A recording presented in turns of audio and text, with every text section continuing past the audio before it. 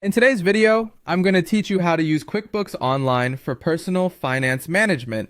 Start by opening Google Chrome and heading to QuickBooks Online. Chrome tends to work best with QuickBooks, so you'll get fewer glitches and faster loading. Sign in with your existing account or choose the option to create a new one. Follow the prompts to set your region and currency and complete any security checks.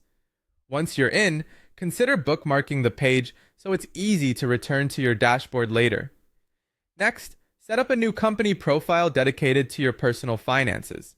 Even though QuickBooks uses the word company, this is simply the container for your books. Give it a clear name like personal finances or household budget and select an industry that fits best. Other works fine here. Keep the accounting method on cash basis so your numbers reflect money actually moving in and out. In the preferences, you can simplify your chart of accounts to focus on everyday categories like groceries, utilities, transportation, housing, entertainment, and savings. This will make your reports and budget much easier to read. Now link your financial institutions. Go to the banking or transactions menu and choose to connect an account. Search for your bank or credit card provider, sign in securely, and select the accounts you want to bring in.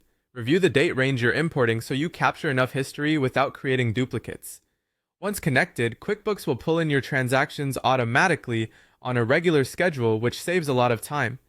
With your data flowing in, it's time to categorize transactions as personal income or expenses. Open the For Review tab to see uncategorized items. Assign a clear income category to paychecks, refunds, or transfers in from savings. For expenses, choose the appropriate category that matches how you actually spend.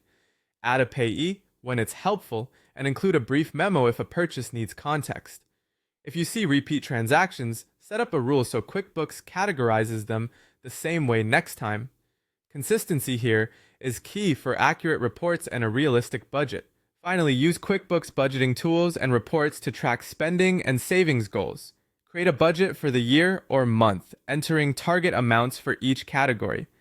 As transactions get categorized, compare your actuals to your plan with budget versus actual and profit and loss reports. Look at expense by vendor or category to spot trends and check cash flow to understand timing. Review these reports regularly, make small adjustments, and celebrate progress toward your savings targets.